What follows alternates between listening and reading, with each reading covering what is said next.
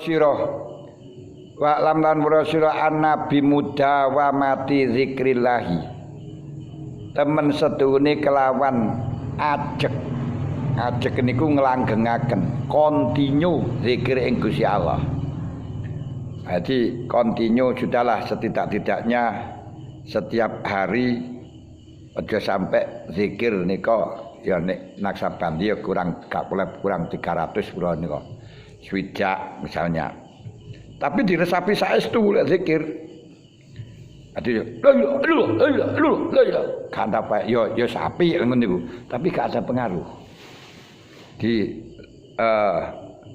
Ya terserah niku lek cari guru satu dengan yang lain anak sabadi pakai ilai asal dilini. Kita bandingkan diambil la ilaha illallah la ilaha illallah tahu pakai asal dili ya saking hati aku saking nafsu diambil masuk pada roh terus pada kolbun terus pada sirun baru siru-siri la ilaha illallah la ilaha illallah la ilaha illallah. Ini hati ini terus konsentrasi dengan Muhammadur Rasulullah akan terasa getaran itu terasa. Ora la ilaha illallah niku lama sekali niku gak terasa ya. La ilaha illallah la ilaha illallah la ilaha illallah niku lek gak dicetop sampai berapa mawon gak terasa. Nah niku lain. Karena apa? Sambung. Lah ketika sambung terus niku setiap hari terus gitu. Tahmudu mati sirep apa al amradu pira-pira lara al batinatu kang bangsa batin lara sing bangsa batin niku akan sirep sembuh lho apa rasa batin mingkibrin niku lara mingkibrin. Kenapa? Karena kalau kita merasa mulia, merasa baik terus dengan mengatakan la ilaha illallah dari ibtidak la ma'buda illallah terus naik la maqsuda illallah terus naik la maujuda illallah berarti la islam maujuda illallah gak ada kesombongan sedikit pun terbakar makanya dengan zikir yang terpokok niku faedah kita tidak merasa punya fadlun, punya keistimewaan dibandingkan orang lain.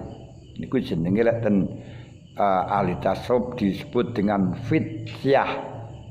Sifat nom, sifat fityah yang didhawuhna kali Allah taala dan surat Kahfi niko napa nika waca fityatun fil mat napa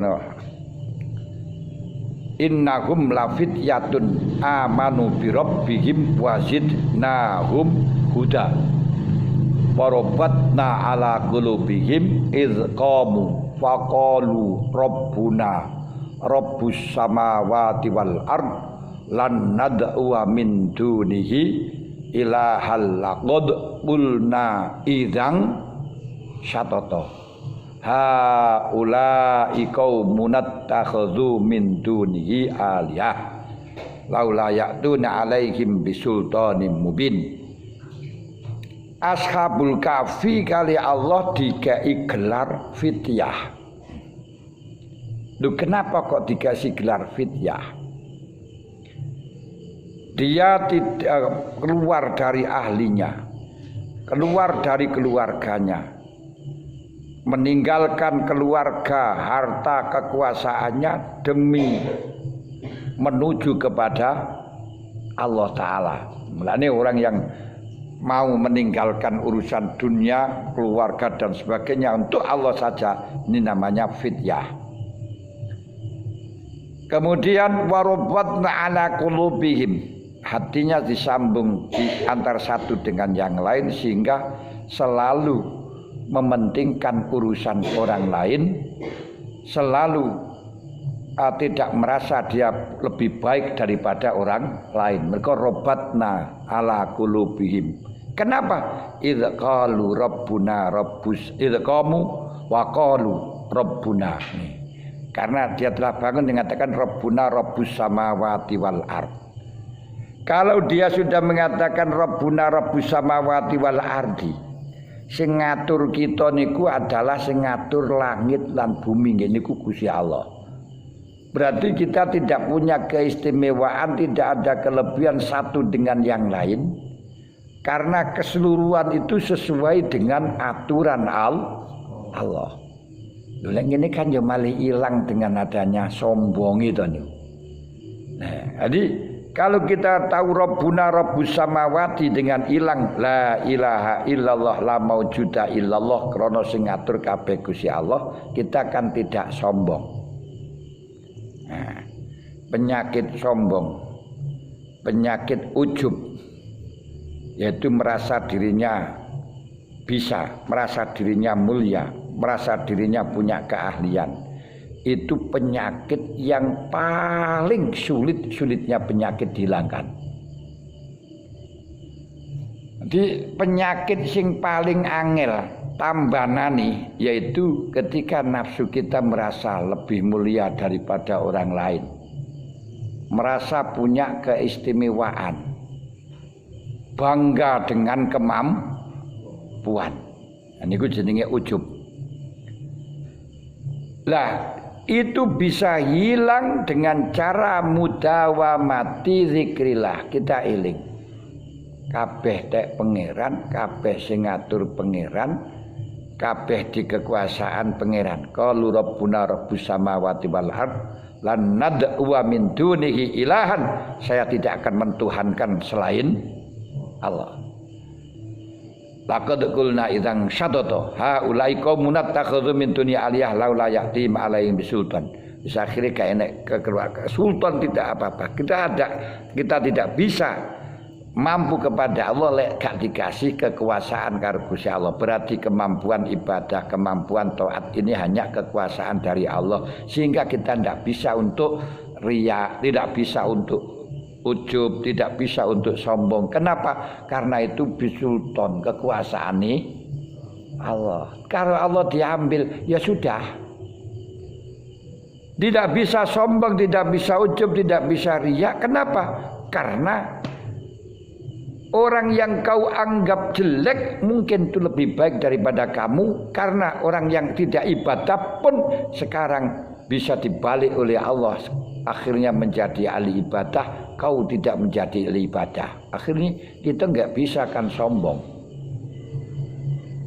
Nah, membanggakan apa yang kita banggakan? Karena kita bisa dibalik. Sekarang kita ibadah punya keistimewaan, misalnya bisa dibalik menjadi orang yang tidak bisa ibadah. Yang orang yang asalnya tidak ibadah bisa dibalik menjadi ahli ibadah. La yaskhar qaumun ala qaumin. Jangan sampai orang itu memaki-maki atau meremehkan kepada orang lain. Maka diantaranya fidyah, yaitu tidak pernah membanggakan, tidak pernah menghina, tidak pernah meremehkan pada orang lain. Nah niku kenapa kapan bisa ngono? Idz qamu wa qalu rabbuna rabbus samawati. Kita tahu kabeh sing ngatur Allah. Loh, kalau pengertian kita tahu bahwa semuanya yang mengatur Allah, sebenarnya kita sudah sadar, sudah tahu, sudah paham nih, gitu. Tapi tidak bisa masuk di dalam hati, tidak bisa ada connect dalam hati, tidak ada getaran di dalam hati. Kenapa? Karena hatinya panas. HP ini gue wis panas kayak ngebel yo kretek ngoten kok ya nah. Enggak jelas kalau sudah panas. Maka didinginkan. Lah, termasuk dingin itu adalah zikir bisa mendinginkan hati. Karena bisa membasahi hati, kan mendinginkan hati dan bisa menjadikan lemes ning hati. Ini Jadi zikir, mudawamatu zikri bisa mengobati, bisa memadamkan penyakit-penyakit hati, yaitu sombong, wa ujbin ujub, wa riyain riya, wa hasadin hasud, wa su'udzonin wa su'idzonin buruknya sangka, wa khikdin dan dendam, wa ghilin unek-unek wolo merongkol, wa makrin merekayasa sandupoyo, wa hubbi mahmadatin demen den puji, wa ghairi dzalik lan liyane mengkono-mengkono kibrin ujbin fafham. Ini ada fafham itu berarti paham mono temenanan.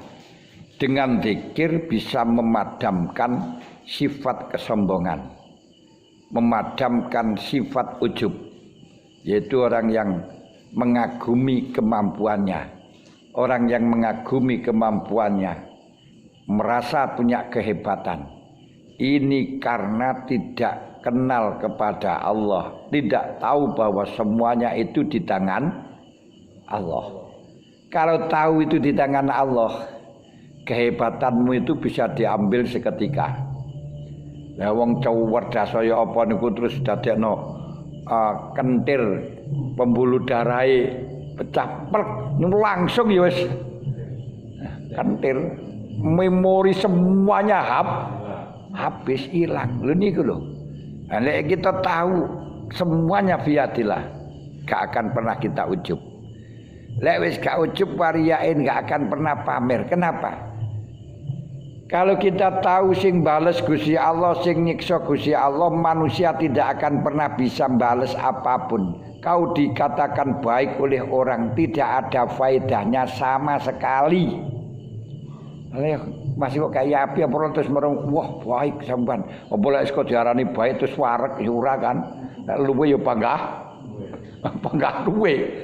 Apa kalau dia itu mengatakan baik berarti baik? Enggak. Dipuji.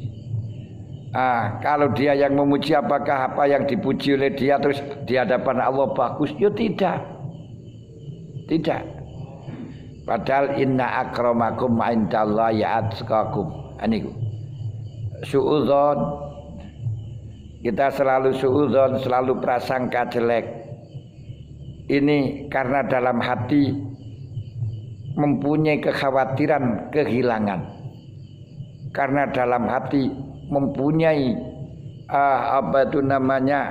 syahwat yang besar untuk memiliki sesuatu. Mulanya akhirnya selalu suudzon mesti diambil orang saja. Tapi kalau dia nggak butuh, nggak pernah suudzon. Sebab suudzon itu timbulnya karena hatinya dia itu selalu diukur dengan hatinya. Diutur dengan pekerjaannya. Orang yang selalu pekerjaannya jelek selalu mempunyai dugaan kepada orang yang jelek. Karena diukur sangka awake. Ila sa'afi'lul mar'i sa'atununuhu wa inna ma ya'tadu kul mar'u ma yadhunnu. Ketika orang itu perbuatannya jelek, penyananya jelek.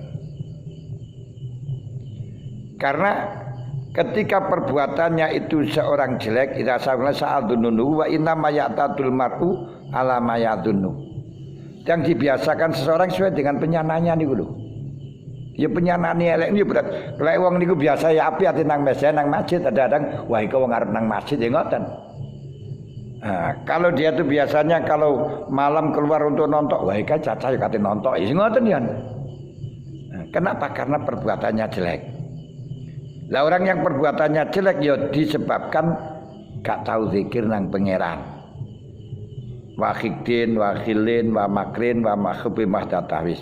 Berarti kalau ada penyakit-penyakit semacam itu disuruh zikir kepada Allah, selalu mengingat kepada Allah bahwa tidak ada yang patut kau pamerkan karena itu miliknya Allah.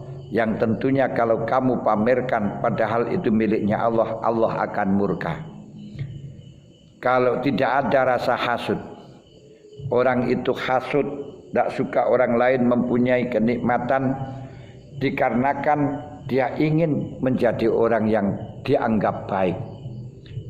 Jadi tidak suka kalau ada orang itu dianggap baik, tidak suka orang itu sukses karena dia ingin paling sukses. Dia ingin jadi orang yang paling top. Dia ingin jadi orang yang paling hebat. Lah, merasa dirinya ingin menjadi paling hebat, paling sukses, ini karena tidak tahu bahwa yang bikin sukses itu adalah Allah. Yang paling mulia itu Allah. Yang paling kuat itu Allah. Lah, hatinya tidak bisa ingat semacam itu karena tidak pernah zikir kepada Allah. Nah, makanya untuk mendapatkan zikir yang semacam ini akhirnya para ulama-ulama kita dengan jalan politik. Yes, saiki setelahnya sholat dijak zikir hai. Ajak astagfirullahaladzim, astagfirullahaladzim, astagfirullahaladzim, la ilaha illallah, la ilaha illallah. Ya walaupun toh makmumnya kadang-kadang pertama kali untuk mengikuti mergosungkan kalau pulang dulu gak enak lah. Biarin gak apa-apa. Suwe ning suwe kalau sudah masuk kan yo merasakan kenikmatannya. Kalau sudah merasakan kenikmatannya akan terbiasa. Nah, orang yang sekarang tidak suka kalau ada orang membiasakan zikir akhirnya dibid'ah-bid'ahkan. Lah wis dibid'ahkan gak mau zikir bersama imam. Gak mau berzikir dengan salah imam akhirnya pulang. Kalau pulang ya ndelok televisi. Akhirnya ndelok tukul arwana. Ya wis atos satin. Atos satin ngoten lho. Nah ini, jadi kita tahu bahwa zikir bisa menghilangkan, bisa mengobati penyakit hati. Mboten percaya lakonono. Asli niku. Karena apa? Gusti Allah pun jelas dawuh, ala bi dzikrillahi tatma'innul qulub. Dengan zikir kepada Allah hati menjadi tenang, menjadi nyes. Lha wis tenang berarti enggak ada sombong. Wong sombong hatine enggak bisa tenang. Wong riya itu hatinya juga enggak bisa tenang. Orang hasad apalagi enggak bisa tenang. Orang yang selalu nyantok dendam juga enggak bisa tenang. Kalau kita tahu bahwa semuanya itu sumbernya dari makan. Makanya untuk pengobatinya ya disuruh untuk mengurangi makan. Nah, otomatis orang itu kalau sudah mengurangi makan, anggotanya enggak menuntut untuk syahwat. Kalau enggak menuntut untuk syahwat, akhirnya yang ada zikir kepada Allah. Makanya orang itu bisa zikir dengan khusyuk, sholat dengan khusyuk kalau perutnya kosong. Tapi kalau perutnya itu kenyang, enggak bisa. Sing enek gurengan ngantuk, lha ngene lho. Nah, mulane iku wis dicontohkan sudah jelas gamblang waktu buka banyak, terlalu banyak ya langsung gak iso merasakan kenikmatannya zikir. Traweh yo ngantuk jak apa wiridan jak tadarusan yo ngantuk. Lah niki karena niku. Makanya niki dari lapar akhirnya kita zikir. Kalau zikir akhirnya bisa menyembuhkan semuanya penyakit-penyakit yang ada di dalam hati.